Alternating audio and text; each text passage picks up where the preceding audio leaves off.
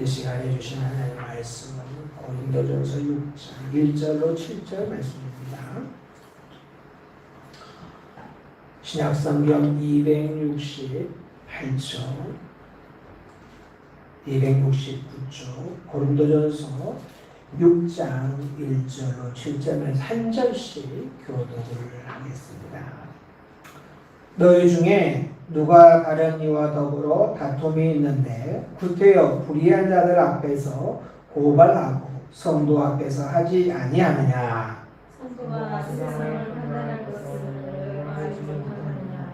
세상도 너희에게 판단하는 일에 지극히 잘못된 판단을 각각 진당하게 되느냐. 우리가 천사를 판단할 것을 너희가 알지 못하느냐. 그러하거든 하물며 세상이느냐. 너희가 세상이 있으되 너희의 세상이 내가 너희를 부끄럽게 하려 하여 이 말을 하노니 너희 가운데 그 형제간의 일을 판단할 만한 지혜 있는 자가 이같이 하나도 없느냐. 형제가 힘들어 고발할 뿐이라 믿지 않는 자들 앞에서 너희가 피차 고발함으로 너희 가운데 이미 뚜렷한 허물이 있나니 차라리 불의를 당하는 것이 낫지 아니하며 차라리 속는 것이 낫지 아니하냐. 아멘. 하나님의 말씀대로 살고자 하는 자는 말씀의 무게를 견뎌야 합니다. 이런 말씀이 가볍지 않죠? 말씀을 읽고 말씀을 깊이 묵상할수록 말씀의 무게가 느껴집니다. 왜냐하면 세상의 무게가 있기 때문에 우리가 말씀대로 살고자 하지만 세상은 우리를 가만두지 않습니다. 우리가 말씀대로 살고자 하지만 세상의 가치는 하나님의 말씀과 엇박자를 이루기 때문에 우리가 말씀으로 살려고 하면 할수록 세상의 무게가 점점 무거워집니다. 이 말은 뭐냐면 성도로 살고자 하는 것이 그만큼 어렵다. 성도는 왜 성도입니까? 말씀으로 살고자 힘쓰기 때문에 성도이지요. 맞습니다. 세상이 아무리 힘들고 세상이 우리를 거부하고 우리를 적대하고 우리를 미워해도 성도는 말씀으로 살고자 하기 때문에 성도인 거예요. 말씀으로 살고자 경주하지 않는 자는 성도라고 말할 수가 없어요. 아무리 그리스도로 주여 주여 해도 말씀으로 살고자 말씀을 붙들고 살지 않는다면 말씀에 순종하지 않냐고 말씀에 아멘하지 않는다면 우리는 그를 성도라고 부를 수가 없어요. 그러므로 말씀으로 살고자 몸부림치는 자를 우리는 성도라고 부르고 성도는 말씀으로 살고자 몸부림을 쳐야 합니다. 그 말씀이 아무리 어렵고 무겁고 힘들다 해도 그것에 순종하기 위해서 몸부림을 치는 이게 성도의 태도이지요. 오늘 말씀은요 정말 무거운 말씀이에요. 그만큼 실제적으로 우리의 삶에서 실현하기가 쉽지 않다는 거예요. 사람이 사는 것은 어디나 갈등이 있습니다. 저희 집에도 갈등이 있고 저와 아내와 갈등이 있고 또 뭐 부모하고 자녀하고 갈등이 있습니다. 갈등이 없는 가정뿐만 아니라 직장에 가도 갈등이 있고 심지어는 믿음의 공동체라고 하는 교회도 갈등이 있고 싸움과 다툼이 있어요. 이게 이런 다툼이 해결이 안 되면 어떻게 되냐면 경찰서를 가고 법원을 가요. 부부가 막 싸워요. 사랑할 때는 좋았는데 그러다 어떻게 돼요? 갈등이 해소가 안 되면 어떻게 해요? 이혼하게 되잖아요. 근데 이혼을 하려고 하는데 한쪽이 안 해준단 말이에요. 그럼 어떻게 해요? 법원으로 가는 거예요.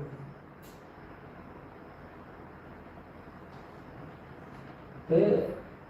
오늘 말씀을 보면 고린도 교회에 이런 갈등이 있어요. 그리고 갈등이 그냥 작은 갈등, 그 갈등이 아니에요. 아주 고발을 하고 고소를 하는 이런 깊은 무거운 갈등과 다툼이 있어요. 네. 교회 안의 이 갈등을 고린도 교회가 스스로 해결하지 못하고 그것을 세상 법정에다가 가지고 간단 말이에요. 자, 1절을 보세요.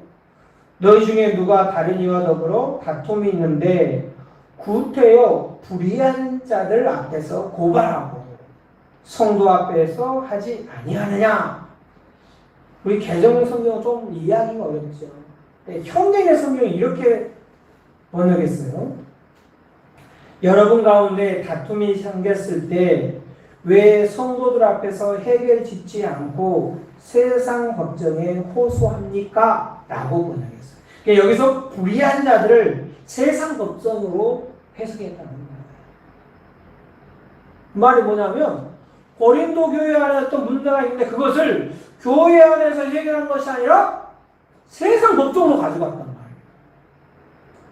그래서 뭐예요?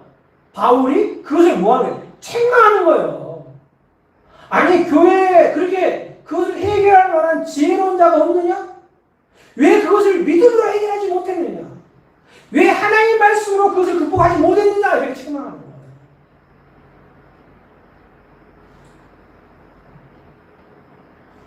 그래서 그것을 부끄럽게 여긴다고 5절 전반절에 이렇게 말해요. 내가 너희를 부끄럽게 하려 하여 이 말을 하노니. 나 부끄럽다. 그럼 너희도 부끄러운 줄 알아야 된다. 이렇게 말하고 있어요. 여러분 교회 안의 다툼은요. 세상의 가치로 판단할 수 없는 부분이 있어요. 왜냐하면 교회의 주인은 사람이 아니라 누구이기 때문이요? 하나님이시기 때문에. 그런데 하나님이 주이신 교회의 문제를 믿음의 문제를 하나님으로 인정하지 않고 하나님을 믿지 않으면 세상으로 가져간다. 말이 안 되는 거죠. 그들이 믿음에 있는 것도 아니고 하나님을 아는 것도 아닌데 어떻게 그들이 믿음의 가치를 세상의 가치로 판단할 수 있겠느냐 말이에요.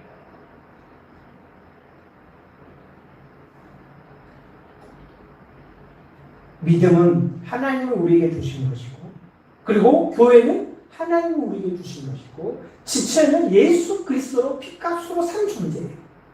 그러므로 교회 안의 문제는 어떻게 해결해야 되냐? 믿음으로 해결해야 되고 그리스도의 마음으로 해결해야 돼요. 믿음으로 해결해야 돼요. 왜 자꾸만 세상의 방법을 꾸려들여서 교회를 판단하게 하느냐? 그러자 세상이 교회를 우습게 하게 됩니다. 우리가 가진 믿음으로 우리의 문제를 해결하지 못한다면 그건 교회가 건강하지 않아요. 교회가 그리스도의 마음을 품는다면 곧 성도가 그리스도의 마음을 품는다면 왜 해결이 안 되겠어요? 실상은 지금 21세기 대한민국 교회들은 해결이 안 돼요. 제가 어떤 글을 보니까 서울에 큰 교회가 있었어요. 근데 사소한 문제로 투표로 갈라졌어요. 그리고 한 판은 교회에서 예배를 드리고 한 판은 교육관에서 예배를 드려요. 그런데 어느 날부터 교회의 잠금 장치가 다 바뀐 거야. 교육관도 잠기고 본당도 잠기고. 그래서 교육관에서 예배를 드리는 사람들이 예배를 드릴 수가 없어요. 지금 이거부터가 잘못된 거잖아요. 그죠? 왜 해결을 못했을까요? 근데 더 웃긴 것은요. 그 교육관에서 예배를 드리는 사람들이 수소문을 해가지고 보니까 본당에서 예배를 드리는 사람들이 이 열쇠를 다 바꾼 거야. 왜 그랬을까요? 교육관에서 예배를 드리는 사람들이 예배를 못 드리게 하려고요. 그래서 교육관에서 예배를 드리는 사람들이 본당에서 예배를 드리는 사람을 찾아가지고 열쇠를 좀 주라 이렇게 말했어요. 줬을까요? 안 줬을까요? 아니 열쇠를 주려고 했으면 자물쇠를 바꿨겠어요. 실제 근데 있었던 이야기예요. 아니 저는 두 파가 알아줄 수 있다 생각합니다. 근데 좀 유치하지 않아요? 열쇠를 막 바꾸고 열쇠를 좀 달라니까 안 주고.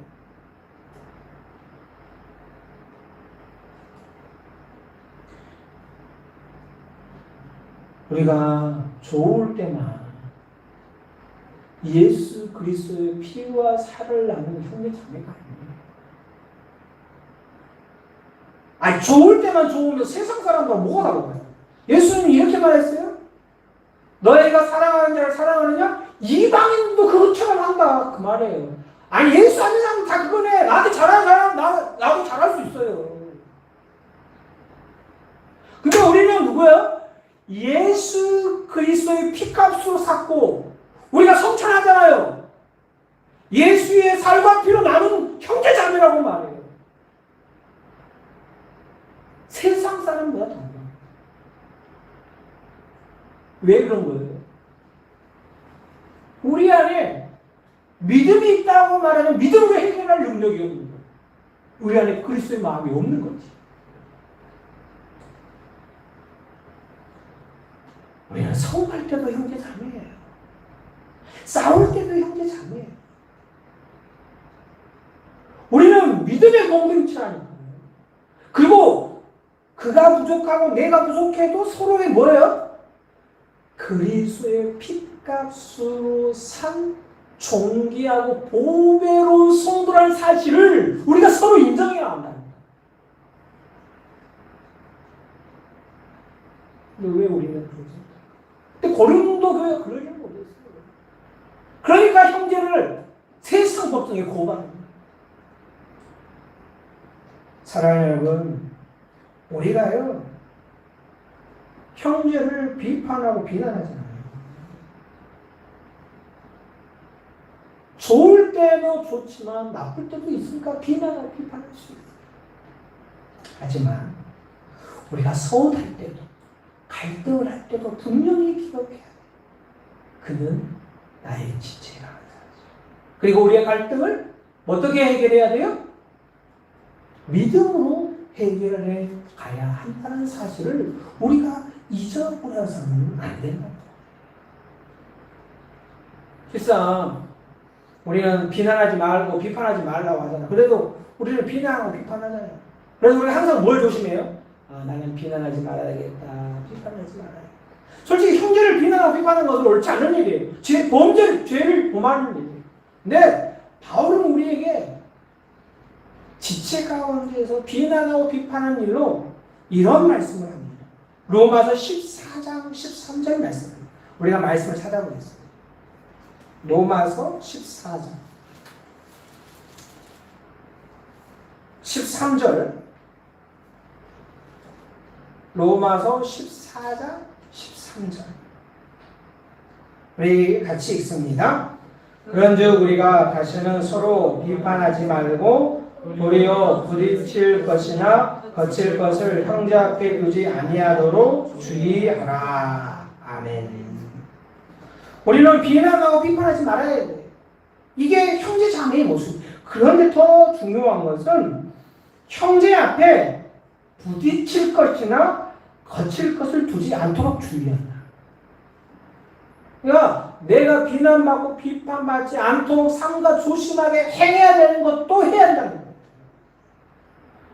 내가 그 사람의 거친 돌이 되고 내가 해방꾼이 되면 나를 통해서 그 사람이 죄를 범하게 된다.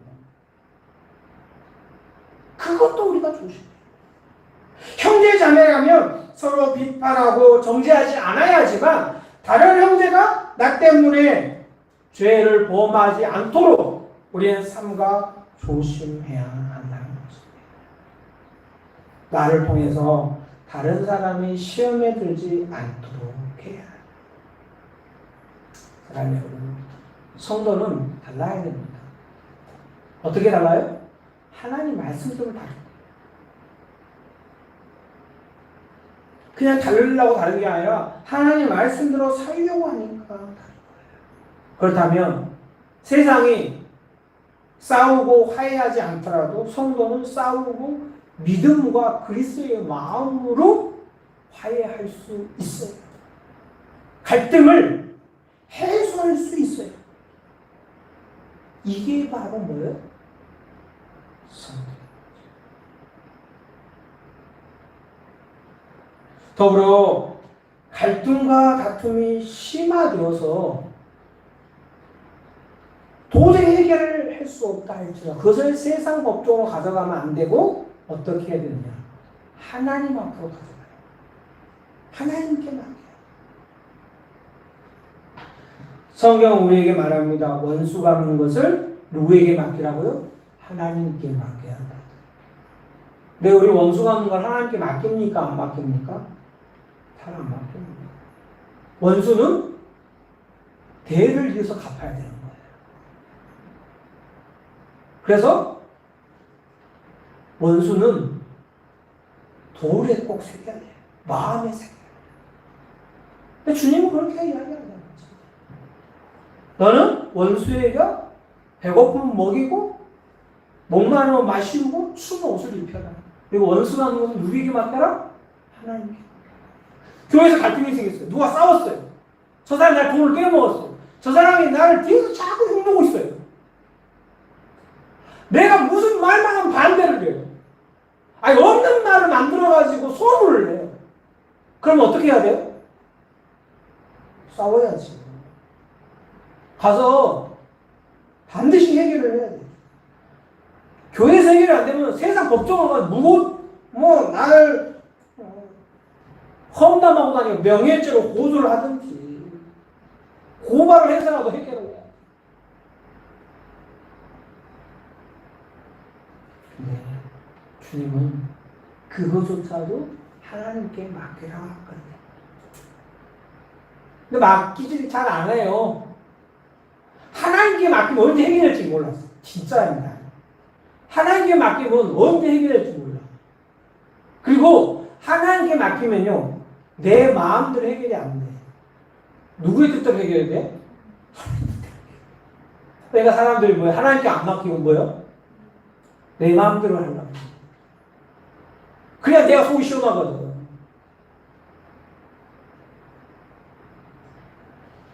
대한민국 사람 중에 빨리빨리 좋아하는 사람들이 없죠. 하나님께 맡기면요, 빨리빨리 안 되는 것 같아, 느낌이. 안 그래요? 저만 그렇고, 저는 좀 그런 것 같아요. 하나님은 빨리빨리 안 해줘. 그냥 내 애간장을 다 녹이고, 그냥, 하나님 그렇게 불친절할 때가 있는 것 같아. 어떨 때는 내 생각하고 정반대로 해결해. 그래서 우리가 하나님께 안 맡겼는지 모르겠어요.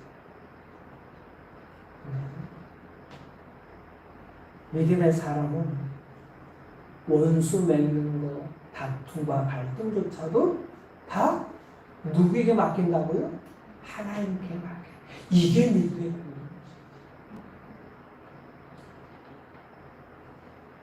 성도라면 아무리 더디더라도 손해가 되더라도 하나님께 맡겨. 하나님께 맡기는 것을 저는 이렇게 해석합니다. 한 발 뒤로 물러서는 것이다. 우리가 갈등을 참여할 때 한 발 물러서기는 정말 어렵습니다. 한 발 물러서면 내가 지는 것처럼 느껴집니다. 근데 한 발 물러서서 하나님께 맡기는 순간, 그 순간부터 우리는 믿음으로 승리하게 될 줄을 믿습니다. 지는 것이고 이기는 것이라고 성경은 우리에게 말하지만 요즘 교회는 그렇게 절대 안 가르칩니다. 물론 다른 교회 가르치지만 요즘 제가 들어본 적이 별로 없는 것 같아요. 주님이 승리했기 때문에 우리가 주님께 맡기면 우리가 승리하게 될 줄을 믿습니다. 그러므로 더딘 것 같아도 한 발 뒤로 물러섭니다. 한 발 뒤로 물러서는 저와 여러분이 되기를 주님의 이름으로 축복합니다. 마지막으로 7절에 이렇게 말씀하시죠.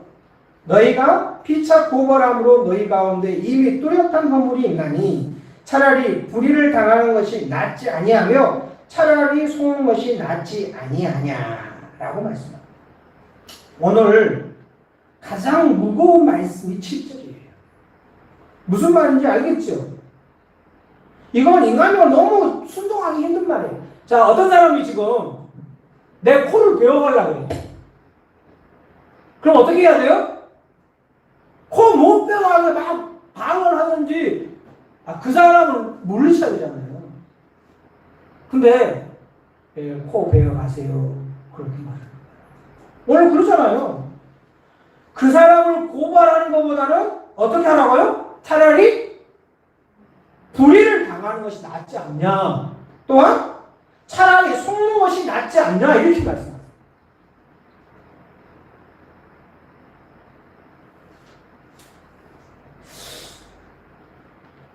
불의를 당하는 것이 나을까요? 저는 이 말씀을 전하면서도, 이 말씀을 준비하면서도, 이거 참 행하기 어려운 말씀입니다. 우리 중에 누가 다른 사람한테 불의를 당하는데, 네 마음대로 해라. 죽이려면 죽이고 살리려면 살려. 나는 모르겠다. 나는 오직 믿음으로만 살란다. 이렇게 할 사람 있어요? 그럼 바보가 대한민국에 몇 시간 될까요? 제가 항상 좋아하는 말씀 있죠. 오른밤을 때리면 왼밤 돌려대고, 속옷을 나가면 겉옷을 두고, 오리를 가자면 신기를 가고, 돈을 꾸르면 어떠하지 말라고 말했어. 그 말씀대로 사는 사람 몇 시간 되겠어? 다 미쳤다 그랬지. 바보 멍청이라고 그러지. 안 그래요? 유치원생도 그렇게 안 해. 자기 손에 사탕이 있는데 누가 사탕을 뺏어가면 안 주려고 막 떼쓰고 울고 난리지. 그래서 오늘 정말 우리가 정말 행하기 어려운 말씀을 하는 거예요. 세상의 법정에 너 형제를 고발하려면 차라리 고발하지 말고 그 사람이 나에게 불의를 행하면 그 불의를 다 당해라 이렇게 말해요.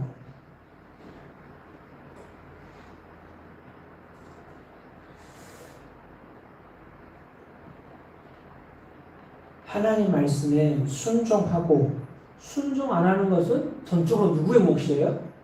성도의 나의 몫이에요. 그리고 순종하면 하나님께서 은혜를 주시고 복을 주시고 순종하지 않는 자에게 하나님은 그에 합당한 열매로 그를 징계하시고 책망하신다고 말씀하고 있습니다. 그리고 하나님 말씀에 순종하는 자에게는 누가 책임을 지십니까? 하나님이 책임을 지세요. 왜? 하나님 말씀에 순종했기 때문이죠.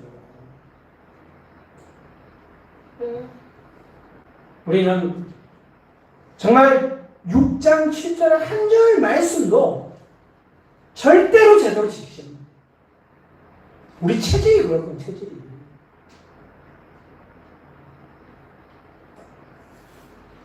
사랑하는 여러분, 우리의 육체의 소욕을 따라 살게 되어 있는 존재입니다.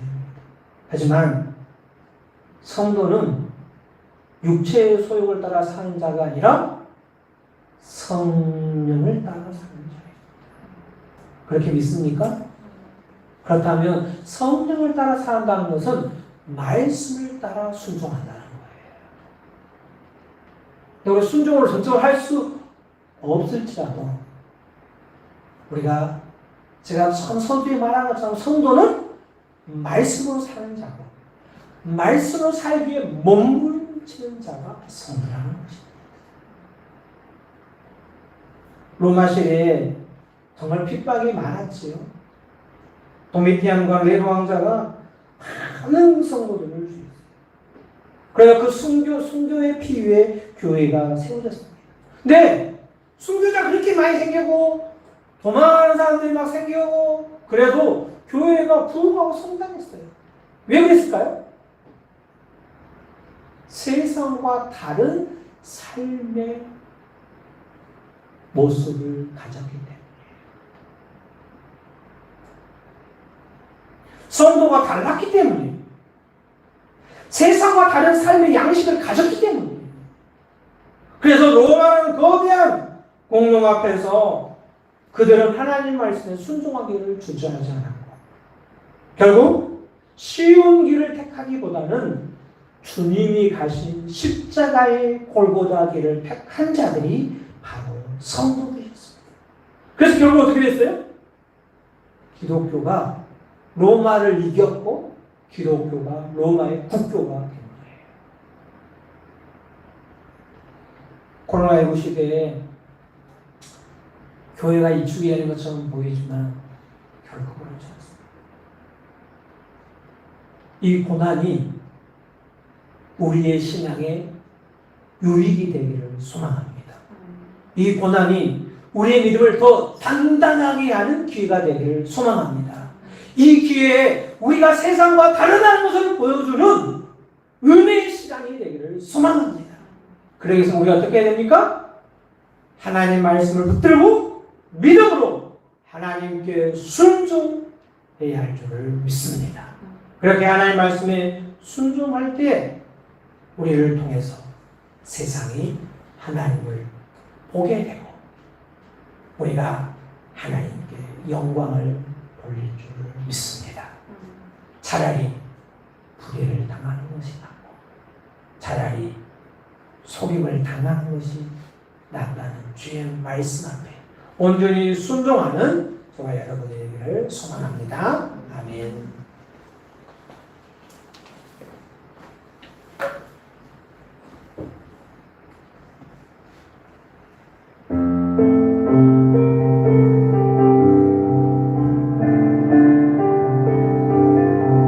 우리의 믿음의 고백으로 우리 하나님께 찬양을 올려드립니다. 세상은 들리고 사람들은 변하려고 나는 주를 섬기리 주님의 사랑은 영원히 변하지 않네 나는 주를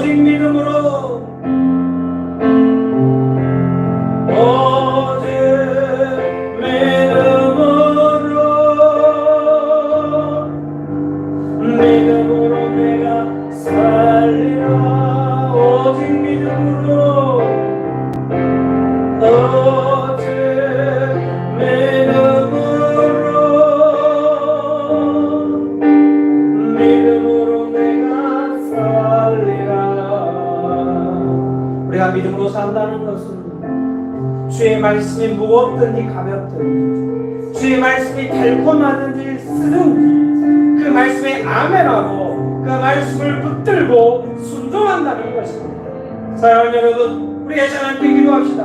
하나님, 내가 어떤 형편과 어떤 상황에 있든지 하나님 말씀이 무겁든지 가볍든지 쓰든지 달든지 그 말씀에 아멘하고 순종하는 자가 되기를 원한다고 우리가 이 시간 함께 기도합시다. 아버지 하나님,